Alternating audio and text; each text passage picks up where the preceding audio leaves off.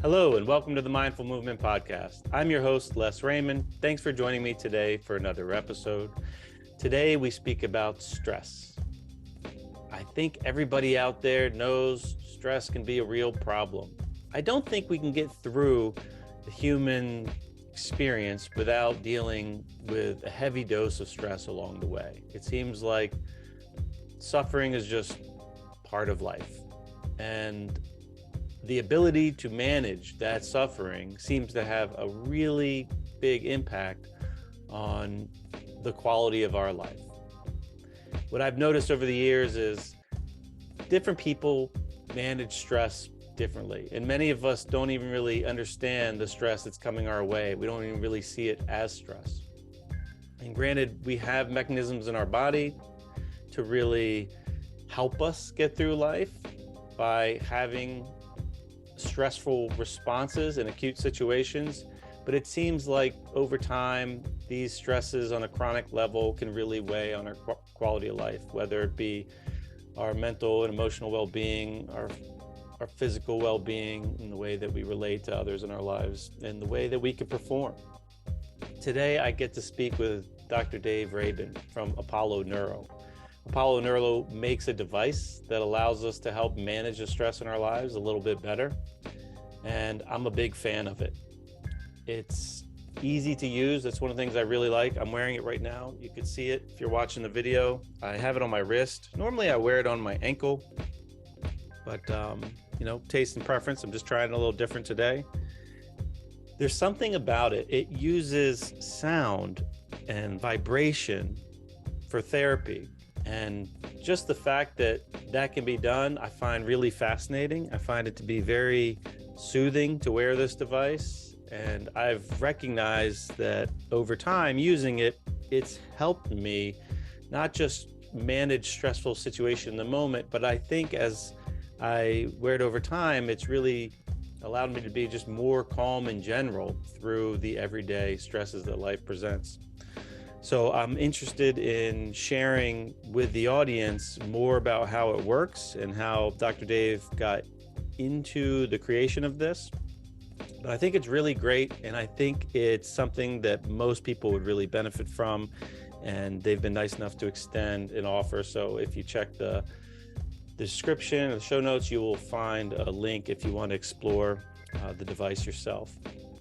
Apollo Neuro has made this device that has actually successfully gone through several clinical studies. So they have proven, I guess, scientifically that it can reduce stress and feelings of anxiety. And I think it also showed benefits in categories of like sleep and heart rate variability, which I don't 100% understand what heart rate variability is, but it's supposed to be a big deal. But I'm grateful that it exists, and I'm grateful for Apollo Neuro to sending Dr. Dave on the podcast so that we could all learn a little bit more. I hope you enjoy the episode. Dr. Dave Rabin, thanks for joining me today on the Mindful Movement Podcast. I really appreciate you making the time. It's my pleasure. Thanks for having me, Les. Sure. I've been wearing this thing off and on for the last few years, a little device. I actually see you have one on your collar now. And over the last few months, my wife and my daughter have grown to like this. I'm not exactly sure how it's working or how it's helping, but it's proven to be a tool that we like having in the house. And I'm really grateful that it exists. And first of all, I want to say thank you for your role in making it manifest in its physical form and be available. So thank you. That's my pleasure. Thank you for that. I'm so glad you're enjoying it. Yeah, it's cool. And it's funny, I got introduced to it, when I was doing a little research on you to prepare for this. I was drawn to the fact that you have done a lot of work in the world of like plant medicines and psychedelics, which I wasn't really planning on talking about today. But it's funny because I actually found out about the Apollo device through psychedelics. I was having a real rough time. This was right around the beginning of the pandemic.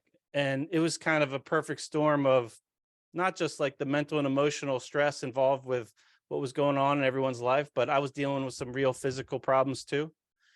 And my wife and I got together with one of her friends who I guess has a lot of experience in that realm and tried to recommend me um, to go have as he put it, a macro dose, which terrified me. I remember from when I was young having some good experiences, but the last experience I had as a teenager was a real terrible, terrifying experience. And I kind of wrote those off forever, I think, in my mind at the time. But he convinced me to take a look. I stopped by to see him and he gifted me something, and I decided to do the micro dose strategy and ease my way in, even though he recommended against that. I'm glad I stuck with my recommendation. But while I was there receiving a gift in the realm of plant medicine, he mentioned, by the way, I'm in love with this new toy. You got to check it out, this new device. And I said, I'll check it out. And he mentioned the Apollo. I came back and did some research on it. And I was glad to see it was very accessible in the wellness technology world. There's a lot of things that seem cool and are not very financially accessible. And I was pleased to see that, oh, this is definitely worth trying. And quickly grew to have it as like a regular tool I use to help me through a really tough time in my life. I'm so glad to hear that. Yeah, it was helpful. It's wild. And I would love to hear, I do have some questions about the psychedelic stuff, but I would love to hear more about how this works and maybe even like what was your first experience with any vibrational based therapy or medicine, and what your initial like reaction, what your initial thoughts were to it. Yeah, absolutely. I mean, I think maybe I'll start with that because that's kind of where everything started, right? Which is that my initial experience with vibration was listening to music, right? It was feeling and hearing music that changed the way I felt. And I think the times that I remember this the most vividly were, listening to like the Magic Flute by Mozart or Vivaldi's Four Seasons or Peter, Paul and Mary on cassette tape when I'm falling asleep as a kid, right? And in the moment, you don't know why necessarily, but we all know when we listen to that music that it feels calming, and when it feels calming, it helps us fall asleep, right? So all of that was really helpful in just kind of giving me that feeling, that notion, that music, sound, which is waves of vibration that we hear, can change the way we feel and change how much energy we have, right? Because then you also get exposed to energizing music later on in life, which for me was probably like around like 8 or 10 when I like found my dad's Devo mixtape and I started to realize that like rock and roll and punk existed. And then I was like, okay, there's a whole nother world of music out here I had no idea about. And then I started to listen to music that actually gave me energy, which was interesting, right? And so there was this acute knowing without understanding exactly why it was happening, but that my body was changing and feeling differently in response to music. So, and then of course you go to your first concert and you stand anywhere in the vicinity of a subwoofer, right? And you feel that sound in your body, like in your bones, and without a doubt that it is changing your physiology, right? There's absolutely, without question, you could feel your heartbeat change, you could feel your breath rate change, you could feel distinctly different in your body within moments of just being around one of these subwoofers in certain situations, right? So it creates an undeniable effect. And between those experiences and having, a number of them over the years, I just piqued my interest into, what else can sound do to the body, right? What else can frequencies do, and how can we work with them better to get more of that positive benefit out of sound that we might be ignoring, right? Because frequencies, there's infinite frequencies in the world. Maybe we can use sound waves a different way that aren't exactly what we were taught.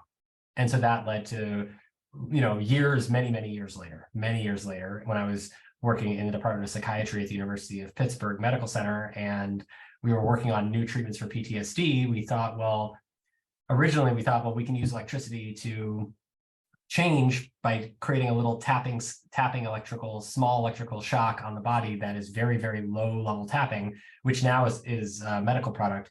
But you could use that back in the day before it was a product to to tap on the vagus nerve, and the vagus nerve with these electrical signals would activate and create a parasympathetic state, which is what's commonly induced by deep breathing or meditation or any of these other techniques.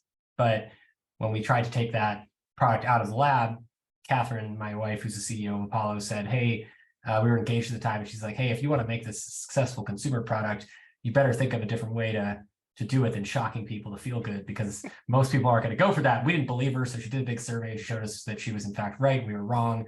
And then she said, well, can you do it any other way? And so we started to think back to music and vibration, and we started to play with that more, in musical rhythms that were composed instead of for the ear, because the ears, we need our ears for all the day-to-day life stuff we do, right? We can't have our ears occupied by lots of calming noises when we're in a meeting or when we're driving. There needs to be balance with our ears because they're so sensitive and used for so much stuff. But we barely use our skin for anything. And our skin is one of the most powerful safety pathways to the emotional cortex of our brain that reminds us that we're safe and calm and present in our bodies, and able to take a deep breath and be present and calm in the moment and control our attention. And so we started to explore that, which led ultimately to figuring out musically and mathematically how to compose music for the skin instead of the ears using low frequency sound. And that's what Apollo does. That's wild. So you speak of the skin as a pathway. I've never heard that referred that way. A pathway to, I think you referred to a part of the brain. I didn't catch it. The limbic system or the emotional cortex. The emotional cortex. Okay. So Yeah. the skin is a direct pathway to that. So all sensory emotions are, some are stronger than others. Skin is one of the, because we have like, 5 to 7 different kinds of, maybe more, touch receptors in our skin. And they're exquisitely sensitive to touch of positive and negative varieties and neutral varieties. The neutral ones, like the feeling of our clothes on our bodies, we tend to tune out because it doesn't mean anything, right? But the feeling of a hug feels pretty darn good, and the feeling of a hot stove feels pretty darn bad, right? And those all introduce a huge neurochemical signaling cascade that happens from the moment we experience that hug or that stove all the way into the center of our brains and our emotional cortex, and either say, in the case of the hug, you're safe right now, or in the case of the stove, get the F out of there right now, right? And that's an automated, hardwired response that goes back all the way to ancient mammals, tens of millions of years old. Oh, interesting. Right. So that's what the modern neuroscience over the last 20 years has shown is happening and how the brain works. And then we can start to regulate it more effectively, or make the most out of it by learning those basic rules. And then from those basic rules, we could say, okay, well, then I'm going to surround myself as best I can with more safety type stimulation, because that trains my body to feel safer over time rather than afraid all the time. And that's effectively what Apollo does. It's what music does too, but Apollo does it in a wearable, like what's on my chest, that you can take on the go anywhere you are doing anything that you might otherwise be doing. That's awesome. So you recognized at a pretty early age that music had an effect on how you felt. And then over a long period of time, I'm sure there was a big jump there where you found this application in a field that you had other interest in. Yeah, maybe like 25 years later or something. Yeah, that's wild. Yeah. Isn't that cool how life unfolds like that? Yeah, music is such a powerful thing. I remember we had you ever hear the name Krishna Das?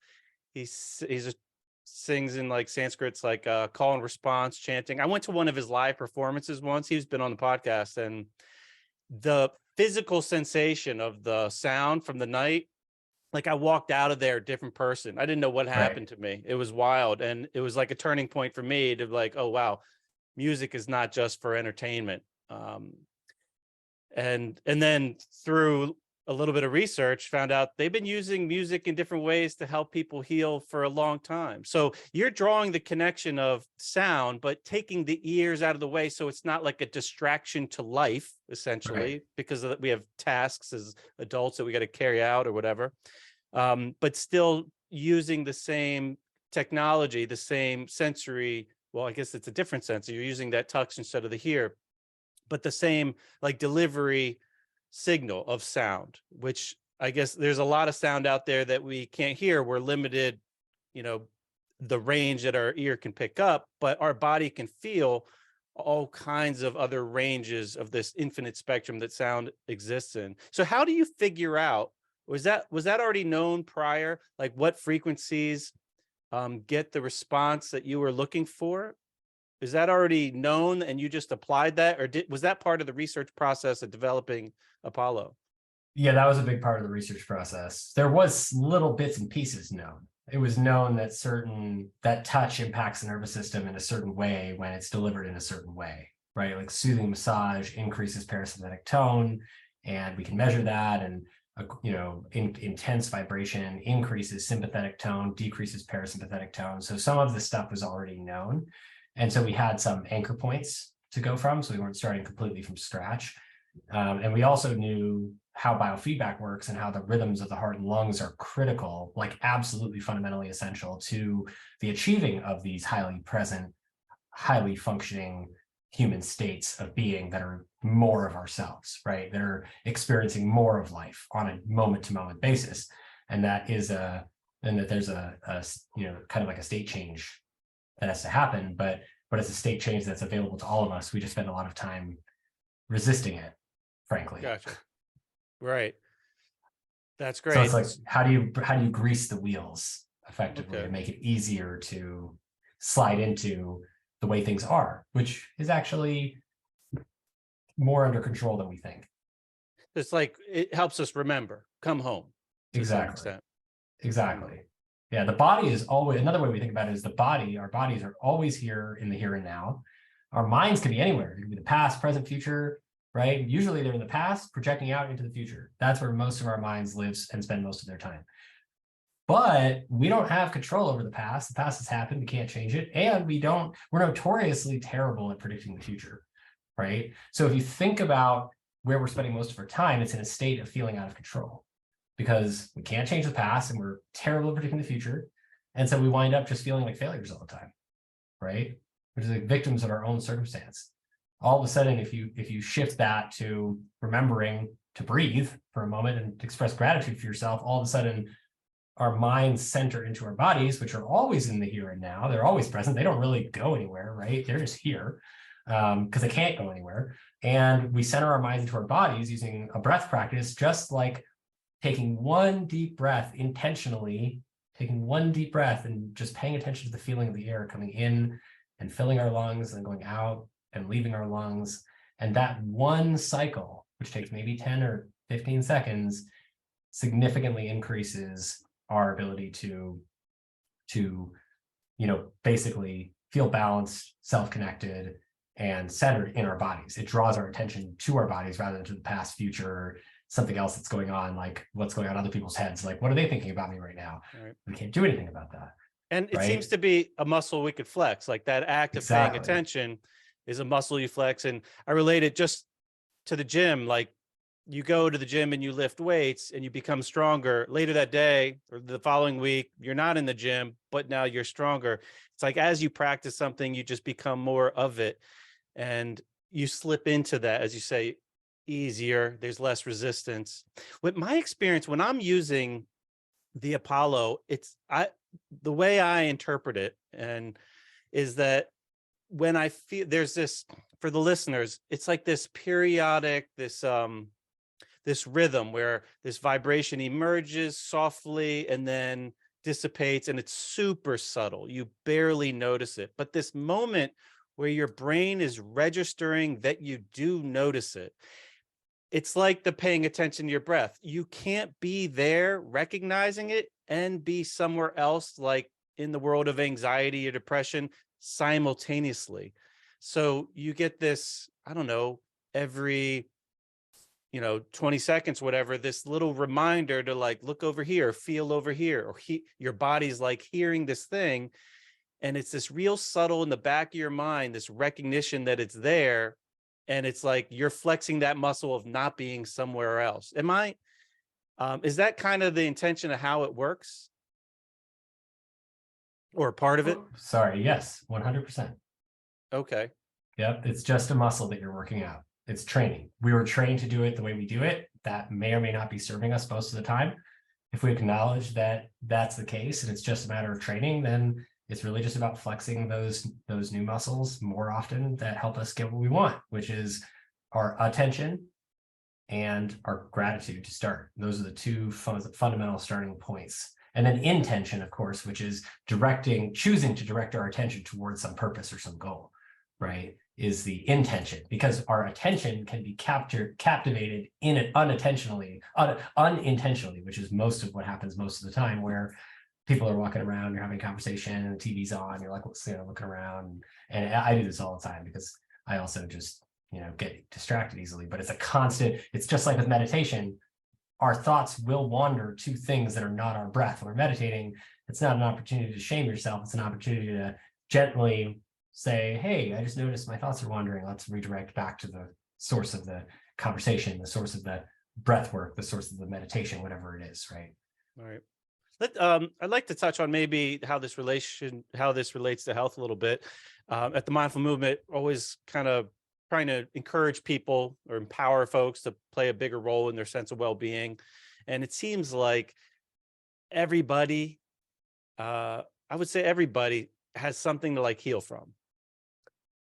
A lot of folks, I think, are not necessarily aware yet. And, everybody journey unfolds at, their own rate. But I know that many of the people I speak to are like working on something. They're dealing with something. So how would you describe how this act of being able to slip into that parasympathetic state, that like soft reminder to be here, be present, how does that relate to someone that's dealing with something that's manifesting more physically, that they might not even be able to examine it in a way where they think it's linked to like thoughts or the way they're going about their life? It's just, they see the squeaky wheel, the thing that hurts. How does it do what it does?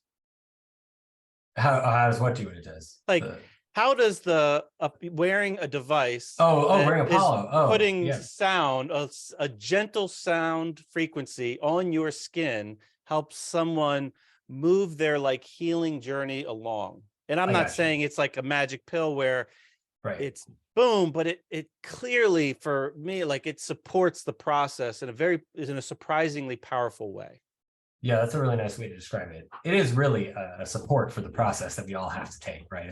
Healing is a lifelong process. It's really just about being present with the process. And I think the reason why Apollo helps so much in that regard, even for physical illnesses and people who are struggling with physical illness of different kinds, not all, of course, but many chronic illnesses in particular, is that chronic illness in general, chronic pain, chronic insomnia, chronic fatigue, fibromyalgia, things of that nature, and some metabolic disorders and things like high blood pressure, et cetera, they're in large part linked to stress, right? Chronic stress over time, it's unaddressed, where we don't have adequate time to recover, to sleep, to take care of ourselves, treat ourselves nicely, do things that we enjoy, that are fun, that are considered to be like playful things. Without having that recovery time, we will burn out. And so Apollo, in a way, for people who are in these situations, starting to already notice that they might be having symptoms of burnout or symptoms of stress, or what they may not even know it's illness yet, right? These people are helped by Apollo because Apollo speeds up recovery, right? It makes it easier to transition into a recovery state because it greases the wheels between stress and work and recovery and play by giving you a soundtrack for your body to transition to. Does that make sense? Sure. So you're basically just reducing the general stress level, allowing the body to do what it already knows how to do. Right. You calm the body, you clear the mind. The body's thinking, when we're stressed out up here, like we have too many emails, we're stuck in traffic, too many responsibilities, too much news, whatever, that sends a signal to this that we're overstimulated. Even if those are not survival threats, it's saying, you're overstimulated. Too much coming in. Not enough time to process what's coming in. What do I do about all this information? And so we kind of stuff it down rather than actually allowing it to just pass in and out and process it, figure out for it to go somewhere that's not in here or in here. And so it gets stored in our bodies.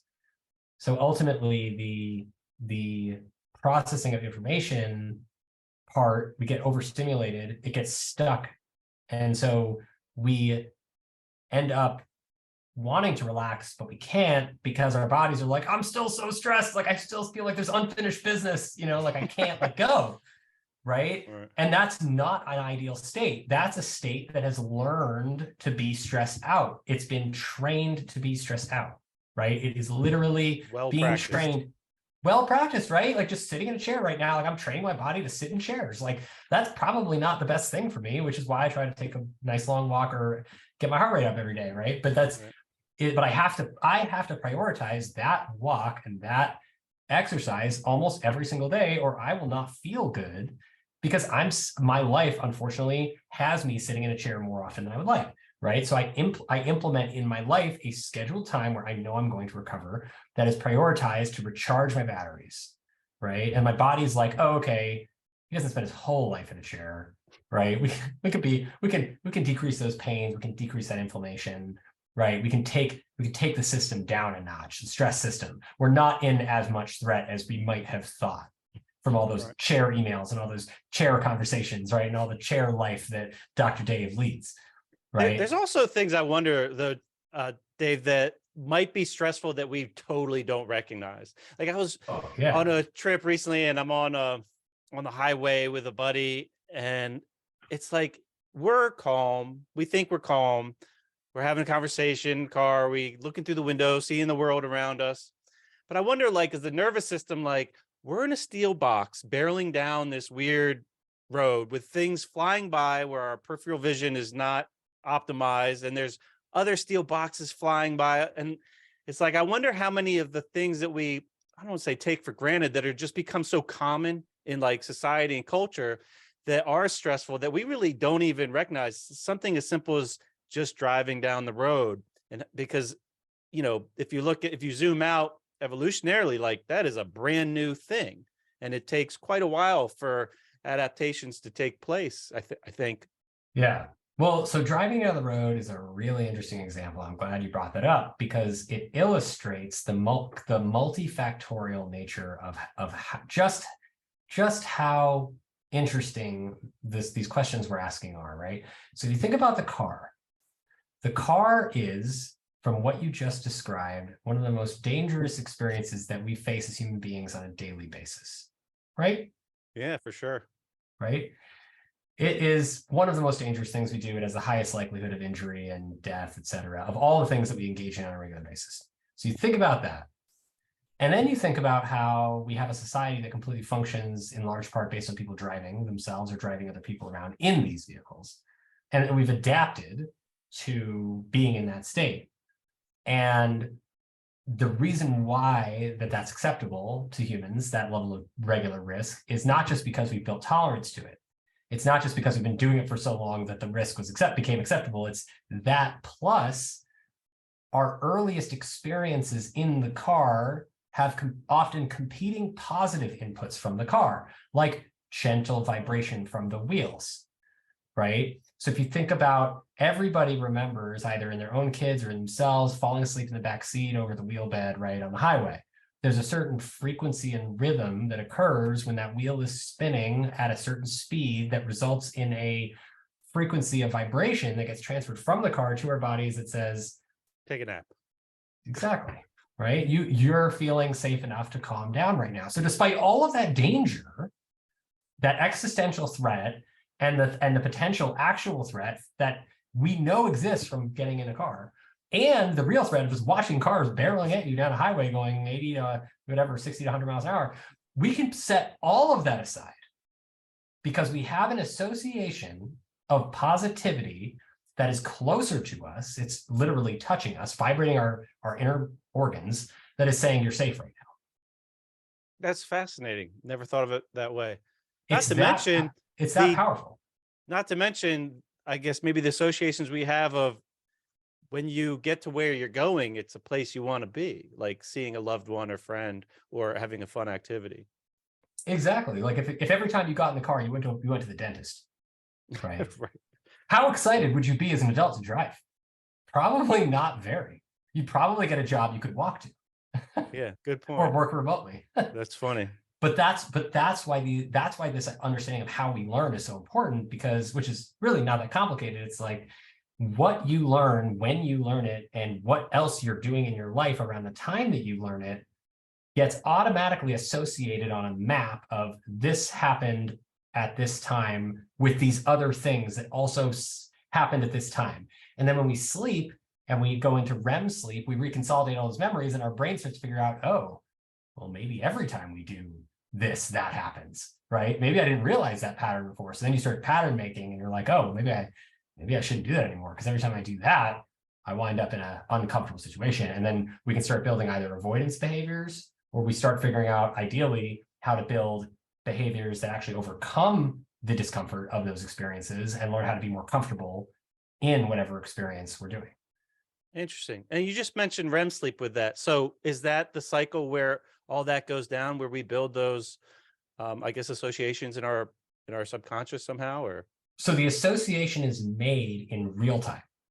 Real time. Okay. So in real time, as we're having whatever experience, like as we're experiencing driving to the dentist, we are experiencing the threat of, I know I'm going to have potential pain associated with this driving experience, right?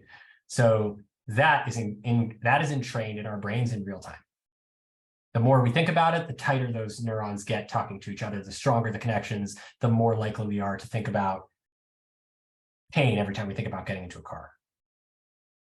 So that's happening in real time. What happens when we're in REM sleep is that experience that just happened, which is now still in mostly short-term memory, goes into a part of the brain that filters it and arranges it and finds similarities between it and all past experiences that share attributes. Dentist, car, outcome from being in car, pain, right? All of those things get associated during that REM sleep period, which is called reconsolidation. It's like the integration of present memories with past memories and defragging, reorganizing, right? That's fascinating. So do you think the REM sleep, like the quality or the amount of the REM sleep you get, has an effect on like the stress threshold, the threshold of stress that you like, your tolerance to whatever life experience that has all these associations to it? Yeah, tolerance, clarity, understanding, all of it. Right. That's interesting. And the same with deep sleep. They're important for different reasons. Deep sleep is, I think, more where we're finding the body is entering its deepest recovery state, but deep and REM together are the most important. And REM is specifically important for that memory reconsolidation, reorganization process, because that's also when our brains start to sift through, okay, how important is this one experience really? Like if I had 10 experiences before this where I got into cars and went to places I really enjoyed, but then had one experience that was associated with mucho pain at the dentist, right? When I got in the car, then am I going to let that one experience of pain at the dentist negatively reflect all of my previous positive experiences in the car? Or is that just going to be a blip on the graph, right? And our brains make that decision in large part, not completely, but in large part for us by prioritizing it in that REM sleep reconsolidation process.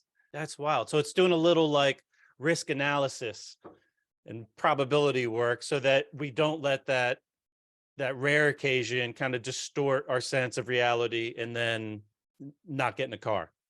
Right. That's wild. Or not just not get in the car, but like impair functioning in general. Right. Like if you don't go to the dentist, you're going to lose your freaking teeth. We don't want that to happen. So that's crazy. You think about all the people that are sleep deprived chronically. I know. I mean, I work in a gym environment, but it's still like, even though we're there primarily to exercise, it's like topic number one, just all the time. And people have trouble with it. And I know I have. And the REM cycle is interesting too, because from what I've learned, and you seem to know about this stuff, maybe you can correct me, as you go through your sleep cycles throughout the night, the relationship of how much REM you get in each cycle builds. So like the last cycles you get early in the morning are the most REM heavy. So if you cut off like just an hour of sleep because of your alarm, but it's the last hour, you might have wiped out like half your potential REM. Is that accurate? It's possible. Yeah. I mean, it does definitely happen that way for some people. That's why people are really grumpy when they're woken up in the middle of a REM cycle. So in general, there's a little experimentation that we can all do wearables aren't super helpful for this because unfortunately, they're not particularly accurate at tracking deep sleep and REM sleep stages yet. They are getting better, but they're not great yet. So I think they're like 65 or 70% accurate at best. Ooh, okay. For the best sleep stage trackers that are wearable. So take that with a grain of salt, but ultimately thinking about when you feel the most rested when you wake up is probably timed at the end of a REM cycle. So think about this from the standpoint of like drawing attention to how we feel and trying to pay more attention to how we feel in the morning or in general. How's my energy level? Let's do a check-in, right? How's my energy level? Am I feeling rested? Am I feeling cognitively clear? Am I feeling ready to focus, ready to go? Or am I feeling kind of tired and sluggish and not really wanting to get out of bed? How am I feeling? Let's do those check-ins, right? And let's do a couple check-ins throughout the day as our routine goes on. And then we start to realize like, hey, I'm feeling, not the way I want to. So let's do what we need to do to start to reset that and restore balance. And, I think part of what you might have experienced with Apollo that's so helpful, whether you notice it or not, that a lot of people experience is that just by boosting vagal tone, just by increasing calming sensation to the body, we are effectively increasing activity and resources to the parasympathetic rest and digest nervous system, and which is what Apollo is doing through the sense of touch, that gives resources to empathy systems, reproductive systems, immune systems, digestive systems, right? Inflammatory systems help them make sure they're functioning properly and not overactive or underactive, and metabolism and making sure our weight balance is restored, and that we have these systems that run in the background that make sure that we can function and not just function, but thrive in life, right? Yeah, you mentioned metabolism. I've been diving in lately and learning that link a little bit more deeply, that in the stressed environment, regardless of the stress, because I guess the nervous system can't really distinguish all the different types of stress, at the cellular level, it really distorts metabolism. And we have these, I guess, kind of back burner systems, like in case of emergency break glass type systems, to create energy out of fuel, but they're like not as efficient. So, and there's so much of other physical systems that rely on that like foundational energy metabolism at the cell. And anything you can do to lower that stress state so that at the heart of everything, you're making energy that winds up being used in all the other, overlapping systems that run our body. It's very interesting. Like stress has such a big role in every aspect of our life. And like we mentioned with the car, a lot of people I just don't think really notice all the stresses they're imposed to. You're a psychiatrist. Are you currently working with patients? Oh yeah, definitely. So what's a common example, I guess, that comes up where you see that someone is clearly stressed from something and they don't? That's a great question. I would say the best example of that is people who live in very, very busy cities who have tons of background noise around them at all times. Oh, right.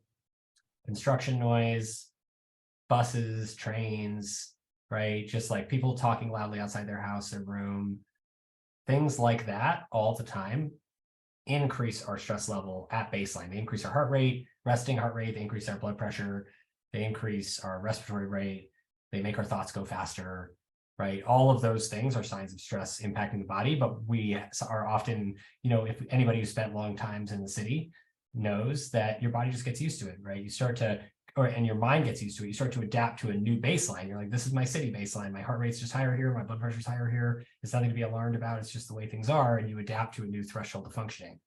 That I see all the time. But then eventually over time, people often do manifest symptoms of mental illness or other illness, burnout, et cetera, because they've been ignoring the fact that they're bombarding their body with loud noises for so long, and their body's been running at, at a higher RPM for a longer period of time. The body's like, hey, wait a minute, I need a break. Like, I need a break from all this. This is a lot. You've really been pushing me, man. Like, we need to settle it down. Right. And so that's where Apollo is helpful, because it helps just transition during the day, normally when you think about what we use, to make that transition happen. Hey, I need to calm down. Okay, let's drink a beer, right? Let's smoke. Let's take a sedative, right? Let's go take, people take Xanax, benzos, opiates. They, go out for drinks all the time. Alcohol is the most addictive, commonplace sedative, and it's legal everywhere in our country, which is fine. I enjoy a glass of wine myself, but it's also extremely potentially harmful to us to do that as the easiest thing to calm down, because it disrupts our sleep and makes us not as recovered the next day. And when you're not as recovered the next day, what do? You drink coffee, take a stimulant, right? You try to take a medicine or a substance that lasts hours in our bodies that has side effects that are unintended every time, not just sometimes, but every time. Whether we notice the side effects or not is up to us noticing them, but our bodies are experiencing all effects of every medicine we take, good and bad. So you think about that, and then you're disrupting your sleep the next day, because now you're taking a stimulant like coffee every day to stay focused, and then you wind up peeing more, and you wind up more anxious, more irritable during the day, and then you get into this cycle. You're in a cycle. Yeah. So Apollo helps to fit in between the cycle. What we see is people still drink, and they still drink coffee, they still drink alcohol, but they just do it more intentionally. They do it less often because they feel they need to. When they need it, a boost or a calm boost or a wind down, they rely on Apollo. But if they want a cup of coffee because they really need an extra boost of energy, or they really want to celebrate, then they partake in the substance. But the substance is not something we rely and depend on to access a certain state. Gotcha. That's the nature of addiction, by the way. So if you don't rely on the substance to access a certain state, and you don't depend on it, and it doesn't mess up your life in any way, but the priority on the first two, you're generally not considered to be addicted to something. But if you feel you rely and or depend on a substance, experience, video game, whatever, to get you into a certain state, and that's a state that you tend to want to be in a lot of the time, then you will wind up in an abusive relationship with that substance or that video game or that activity. Yeah, I've had a lot of addictions over my life. I drank booze every night for 23 years, and I was hooked on opiates, cocaine, stopped all that stuff. Yes, you know this well. It's been an interesting journey. I've just kind of traded the addictions for healthier ones. I tell myself that it's not a problem, but even like my healthy addictions can be problematic. But I'm always trying to flex the muscle of like awareness, like, look at what you're doing. Like, did you need to do that? Like, yeah, this is better than that, but did you really need to do it? What are you chasing here? What are you soothing? Right. What are you hiding? Right. And it's good you ask those questions, because those questions keep us on our path. Nobody's perfect. Everybody's going to do stuff like this. Everybody's going to trade one for another. The goal is to just try to focus on the healthier stuff, and then focus on expanding our awareness so that we're actually, aware that the power is really within us, and these are tools, and we need to be respectful of them, and hopefully our respect for them will grow as we get to work with them.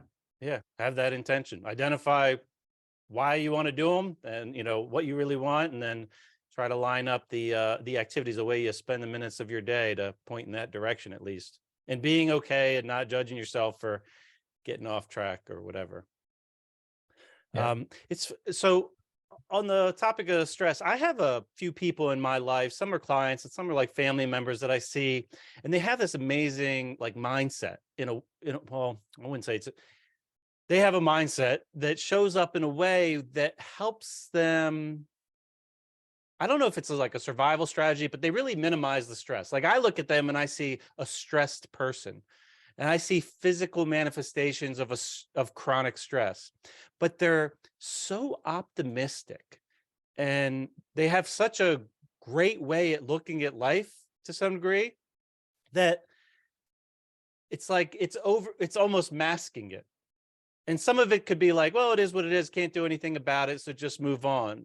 But some is just so optimistic that they don't notice anything. Like, I'll see them completely sleep deprived, clearly digestion issues, and they think they're doing fantastic because they've like overridden the signs, or maybe they just haven't hit their wall. Like, everybody has their own kind of pain point, and maybe some people never really get it. But it's interesting. Like, I wonder if the Apollo could be a tool to get them paying more attention, going inward. There's something, there's like a meditative component to it where Definitely. it's introspective or whatever, and maybe it could just help them listen more deeply to their own body. I wonder if that mindset is an adaptation to kind of survive, go forward, mask, soothe, whatever. Yeah, I mean, for a lot of us, our bodies are we've been taught that our bodies are painful places to be, right? So for many of us, we spend time ignoring our bodies and ignoring how they feel and what's happening to them emotionally, mentally, and physically, to focus on being productive or doing whatever it is we are taught we're supposed to be doing instead, right? And so there is Apollo is in a lot of ways like breathing, but without, Apollo, you don't have to do anything, you just strap it on, but it teaches us, like breathing, to be aware of our bodies, and like soothing touch, massage, these deliver this neuronal signal from the skin to the center of our emotional cortex that says, positively activate the emotional brain in the part that's responsible for empathy. The part's responsible for feeling, and feeling is broken down predominantly into feeling emotions. Is empathy, feeling what others feel; introspection, feeling what I feel, looking inside myself, and self-inquiry, and then interoception, feeling my body, right? Being aware of my body. And so effectively, as we're doing this, we're literally training our body with Apollo, with touch, with breath, with movement, right? With song and music. And by being mindful during those experiences, we are training ourselves to be more present in our bodies, and therefore training our bodies to, we're training alignment, we're training balance. I remember when I started using it, I really went heavy on the sleep. That was like what I leaned on. So for the Sleep listeners, is the foundation. Yeah, the Apollo has, I guess, about 8-ish different songs that'll sing to you, I guess. 7 vibes. 7 vibes, okay. And one of them is sleep, and I would turn it all the way up, even against its recommendation. And I'd put it on my ankle. I just felt it. I don't know. I didn't want it on my wrist. I guess you could, now you've upgraded it where you can clip it on it, a lot of different places, your belt, your collar. But originally when I got it, just had the straps. You put it on the wrist or the ankle. Yeah, the ankle's the best for sleep, definitely. Yeah, that's what I'm so weird. I liked it on one ankle more than the other, but I didn't want to leave the other ankle never getting a chance. So like every third day I'd let the other ankle. Humans are crazy. So no, I mean, you got to do what feels good. But I remember, like, this was a real tough time. I was having like major immune flares, major emotional stress, the family stress, like the toughest kind. Waking up to a lot of realizing that I had a lot of like work to do, of like childhood trauma, and I was like in the midst of like a real like shit show in my mind, I guess. And having that little tool on my ankle laying in bed to kind of help me soothe myself, to drift off, was great. And then I'd wake up in the middle of the night and had this great feature. And by the way, thank you for having a airplane mode to be able to put in. So you're welcome. For some of us that are really weird about like EMFs, like I really appreciate that. There's other devices that I have not used because they don't have that. And but there was this feature that even if it was on airplane, you can just hit a button or the 2 buttons on it, and it will replay the last one. So if I woke up in the middle of the night, I didn't have to do anything. I could get right back to that sensation and soothe right back. It was very helpful. Was that your idea to have the airplane mode? Yeah, that was our idea, because we were going to a lot of these conferences with biohackers and seeing what people were talking about and hearing what people were talking about, and we were seeing I was seeing a lot of patients with EMF sensitivity, so I started to think about it, and so we included it in there on purpose. Yeah, the EMF is real. Yeah. That sensitivity is definitely real. Well, we have what's that? Oh, sorry, go ahead. After you. We have a kill switch in our house, so we hit a button and a lot of electricity goes out right before bed. And it's like you just feel it. Wow. Like it's pretty wild. Yeah, that's pretty interesting. So yeah, so it was it was paramount in my healing, because without the sleep, you don't regenerate, you don't heal. Right. And that was the tool I probably relied on most to get through that period. And like I said, I didn't plan on asking questions about this, but what brought me to it was meeting someone that was gifting me some psychedelic material to tinker with. And that was interesting. And I've done a little bit of research on this stuff, but not a whole lot. He gave me a powder that he got from Peru. It was San Pedro powder. So I guess it has a little bit of mescaline, I think is the psychoactive ingredient. And I I would he recommended like I went online and found a protocol. It was like every 4 or 5 days, take a little bit. And it was like start really small. You really shouldn't notice it. And this was right around that same time where I was working through some past stuff and really recognizing like the impact of my parents splitting up, and like the impact that had on me, and like feelings of abandonment, and realizing that a lot of my adult behaviors that were, I mean, I don't want to say like they were bad behaviors. They were just like the responses I had to not feeling worthy of my dad's love, like not feeling good enough for him to stick around and such, and feeling, and then every time in life where I needed him to come towards me, he'd get, I'm too mad to talk to you, and he'd go away, and it just kind of would re-trigger this cycle. And I was like discovering this effect on me around this time in my life, and picking up Wow. the pieces and working through it. And I would get in these thought cycles where it was like this negative thought would lead to this one, would lead to this one. It was every day, multiple Yeah. times through the day. And then I would take this little powder, I'd put just like a pinch in my coffee. I'd wait till it was gross. It's like very bitter. So I'd wait till I had like an ounce left of my morning coffee, and I would put it in there and just chug it. And it was crazy. It was um it was like those thoughts, as if as they started to arise, like before they could manifest into anything, I was able to recognize it and either like just scoot it over nicely, not like I was burying it, but like I don't need that, or like reframe it. It was like, I know why I behaved that way. I did it because of this. Like, it's not a bad thing. I did the perfect thing I should do. And I had this like total reframing. It was very easy for me to think about these things without without getting trapped in the cycle.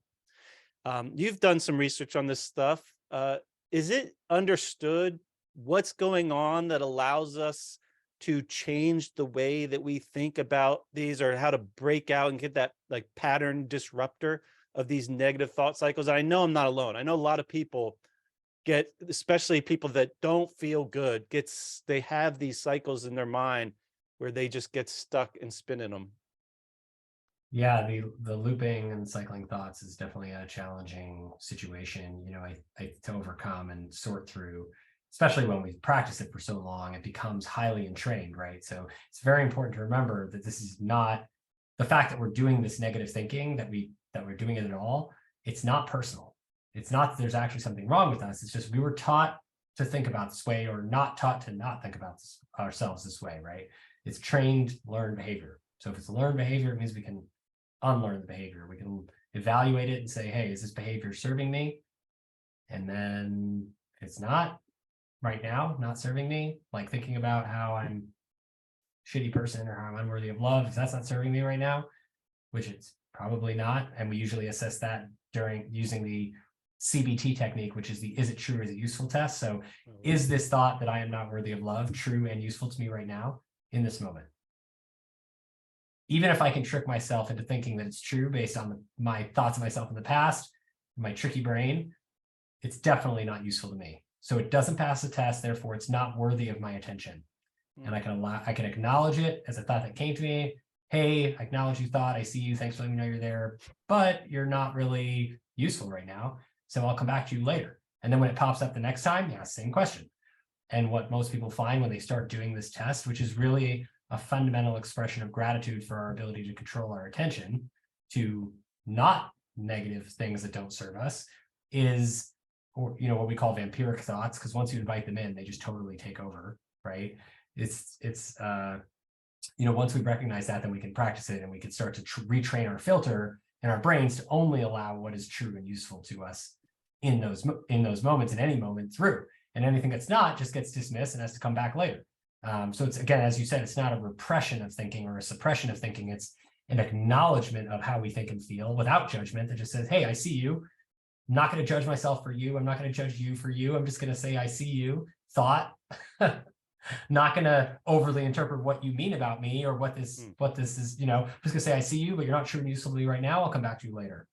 And then if you need to, even set aside half an hour a week where you journal about those things, right? And then that makes sure you're going to actually come back to it later, right? If you actually want to. But so that technique of what we call like the attention interception, effectively, which can be done with that is it true, is it useful test, or the practice of gratitude, or Apollo, right? It's a technique that helps break that cycle. It breaks that loop of negative intrusive thinking, that void, by steering us from judging ourselves for having these thoughts and judging ourselves for the awareness and judging ourselves for even thinking about it in the first place or what have you, to I'm grateful for the opportunity, right? Like I'm grateful for the opportunity to acknowledge this thought, to know that it's there, grateful for the awareness. I don't necessarily want to think about that right now. So because it's not true and useful, I'm going to let it pass. I'm going to redirect my attention to something else.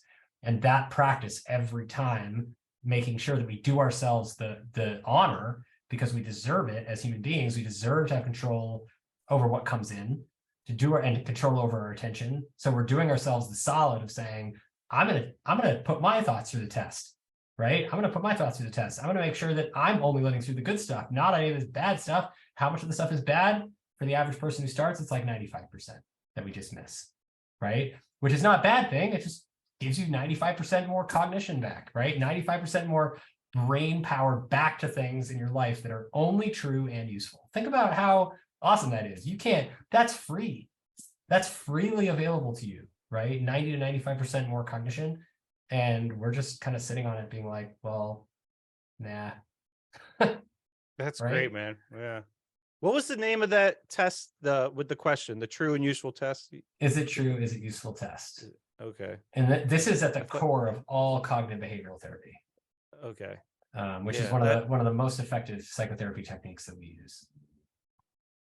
Yeah, that's some mental judo for yourself right there. Very quickly, just kind of disengage the problem, or reshape it, place it to the side.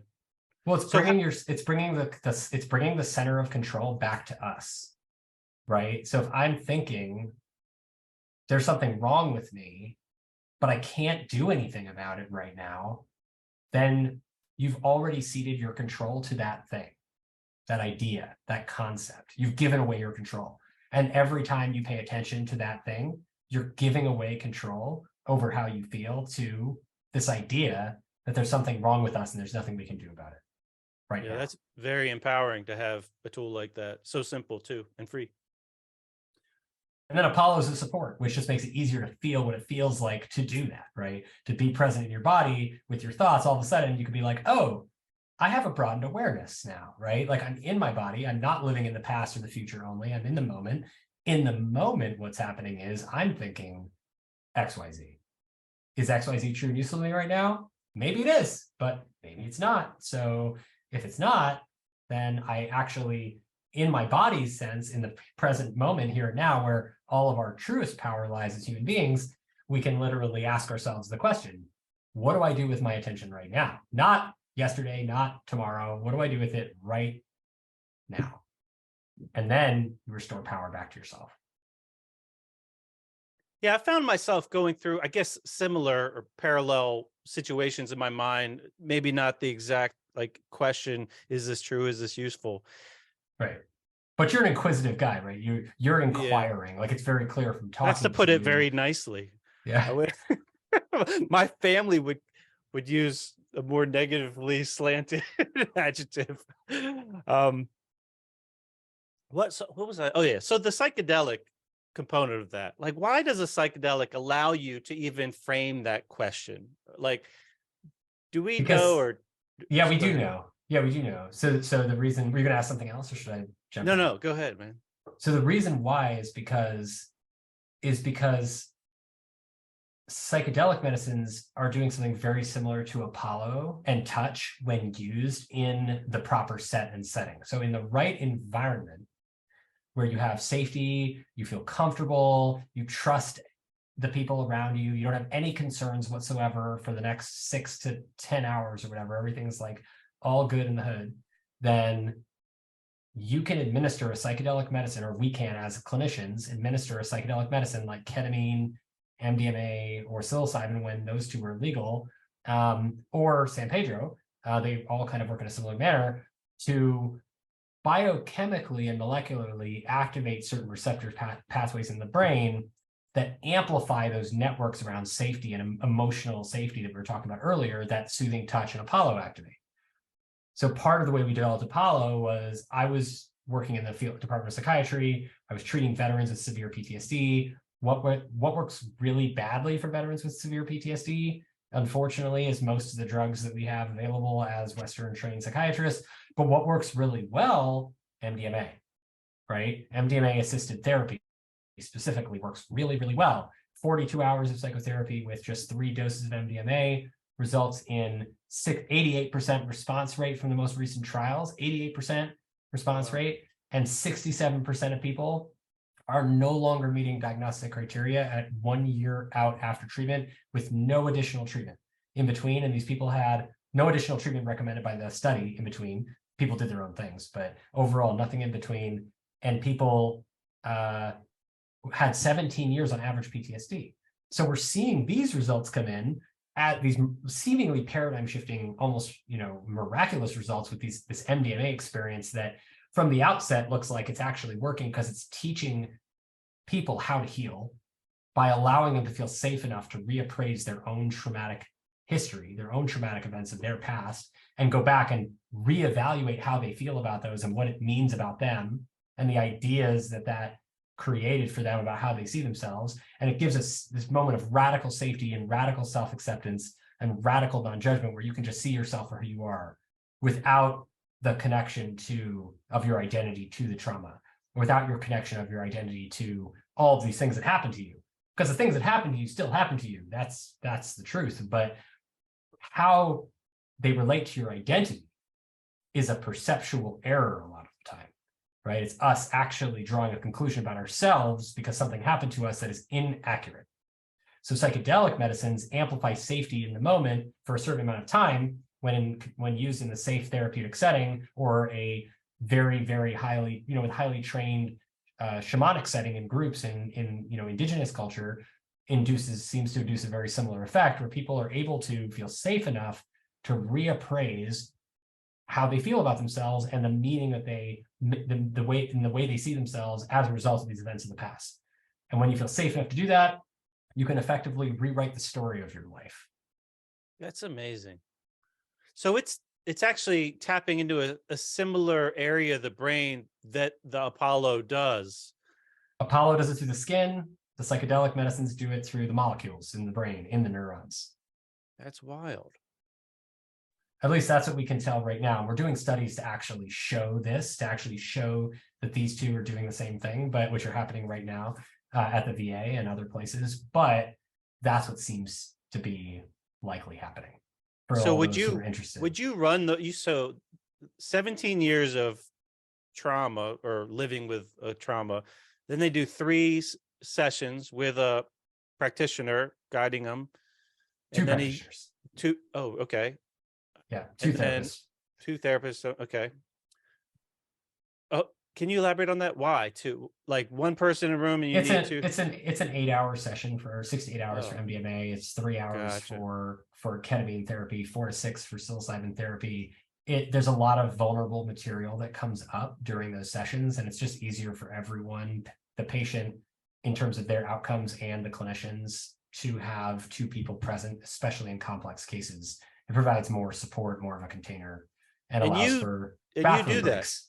Okay, yeah. So you do that. You're one of those people that carries out those sessions. Well, that must be with ketamine. With ketamine. That must be the only legal psychedelic right now. Gotcha. That must be fascinating to see how that unfolds for people. it's incredible. It's the most rewarding work I have ever done. That's great, man. I bet. It's really exciting. And to see how technology interfaces with it.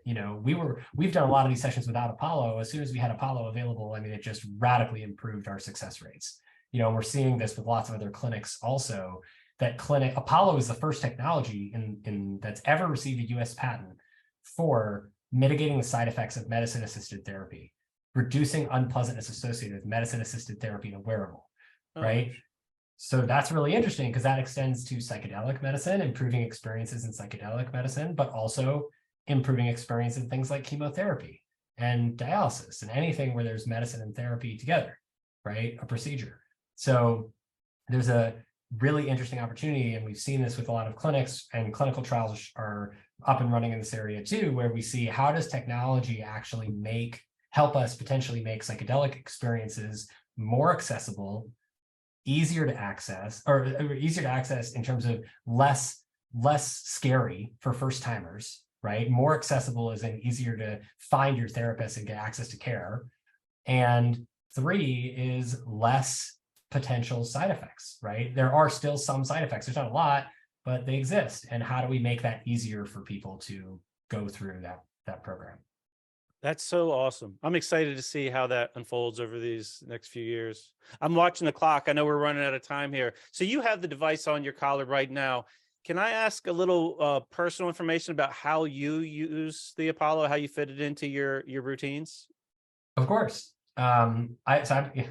It's a funny question too, because I've been using Apollo longer than pretty much everyone except Catherine, who's my wife and the CEO. So we've been using it for about 4 years since the earliest prototypes that we made. I would say I use it mostly on the weekdays, less on the weekends. I used to use it, I pretty much have been using it almost every weekday for maybe about 2 years now. And the reason and the way I use it is I have it on a schedule. And we didn't always have the scheduling feature out, but what we realized was that people who use Apollo more often, like not vibrating all day, all the time at 100%, but using it for about 3 to 4 hours a day, 5 days a week, seem to get the best results in terms of sleep and health. And the results that we see from that are if people who use it 3 hours a day or more, 5 days a week or more, just vibrating on your body, specifically for waking up in the morning, using it for an hour or two in the morning, using it an hour or two in the evening to wind down at bedtime, seem to be the critical shoulder areas of the day to make the biggest difference. And if you have it on for a little bit during the day, that's good too, to maintain focus and maybe drink less caffeine. And that alone can give you up to 30 minutes more sleep back a night. That's over 3 months. That's concentrated in deep and REM sleep. And it can result in a reduction of resting heart rate by 4%, which is a huge percentage for just wearing something. That's like the amount of exercise and amount of change you get from exercise or meditation practice. And it also increases HRV heart rate variability by roughly 11% on average, just by wearing it and providing the benefits of soothing touch on the go. So this is not changing when you go to bed. You're talking about it's improving the quality of the sleep given a fixed amount of time total in bed. And it helps regulate your circadian cycle because it gives you energy in the morning naturally without a drug, and it helps wind you down so you naturally feel tired and ready to go to sleep by the time you're going to get into bed or whenever you want to go to bed. And you get that in the schedule. And then even if Apollo's on airplane mode, the schedule saves to the device. So the device can just run the schedule all week. And then all you have to do is put it on and keep it charged and maybe connect it to your phone once in a while to upload your data. And then you have in there a little box that can completely regulate your sleep and wake cycles, and you can get those benefits just by wearing it. So I have not used the schedule yet, but I'm inspired. I'm going to put that to use. You're going to love it. That is the #1 best feature of the device because it automates. You have to manually set up your schedule, but once you put in your wake time and your sleep time, and then a couple of vibes during the day to help maintain your daily energy and that kind of thing, and clarity and focus, then that becomes like your imprint for the day. And you might have a different experience. Maybe your days on Monday, Wednesday, Friday are different than Tuesday and Thursday. You can set all that up. But the point is that circadian rhythmicity, having a reliable sleep and wake cycle over our day-to-day, having energy and being energized and acting in an energetic way when we want to be energized, like in the mornings and the afternoons, and then actually being intentional around the wind down at the end of the day, and surrounding ourselves with stimulating stuff in the morning and wind down stuff and soothing stuff in the evening and nighttime is critical to regulating that circadian cycle. And the more consistent that circadian cycle is, the better sleep you get, deep and REM, and the longer sleep you get, the more efficiently you sleep. And also the better our heart functions and the better we feel mentally, emotionally, and the better we perform cognitively and physically. So all of these things are linked together. I think the commonplace way of thinking about it for years has been, these are all isolated and separate, but they are absolutely not in any way isolated and separate. And the mind and the body and the emotional mind and body are all intricately linked. And understanding the linkages kind of unlocks the key to, the secret menu or whatever. All right. Well, that's great. Dr. Dave, thank you very much. This has been filled with some really good information. I'm sure listeners will find some value, and I definitely encourage everybody to check out Apollo Neuro and see if it's a good fit for them. It's been just a great tool to have. So again, I thank you for the work you've done to create it, and all those on the team that helped you out, I'm sure. Is there anything else you would like to add for the audience or share how they can find out more? Sorry, I was on mute. Yes, I'd be happy to. First off, thanks so much for having me. It's an absolute pleasure. I really enjoyed our conversation, and it is music to my ears that you were having such a great experience with Apollo. Nothing makes us happier than to hear people enjoying the product. I mean, it has been an absolute game changer for us. I don't think Catherine and I would hesitate to tell you that we would not have gotten as far in this business world making such a complicated technology and product without having the help of the product along the way to get us there. So because it's quite a challenge running a startup. So we are really, really grateful for having the opportunity to make something like this that has been so helpful. And if for everybody who wants to check out Apollo, you can check it out at apolloneuro.com. That's APOLLONEURO.com. Or for simplicity's sake, you can go to wearablehugs.com, which also works.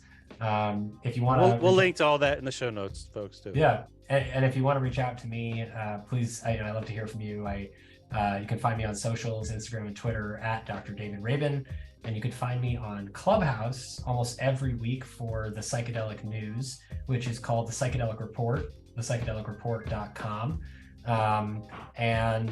Please join us on Clubhouse. I'm at Dr. Dave Rabin. The show is called the Psychedelic Report. And on Clubhouse, you can come and say hi. You can participate, ask questions of me and the special guests live, and we love to hear from you. So thank you. Oh, that's cool. I'll definitely be checking that out. Dr. Dave, thanks again. And for the listeners out there, always grateful for your ears and your attention. I really appreciate it. Hope you got value out of it. And if you know somebody you think would also get value, please share it along. Everybody out there, have a great day.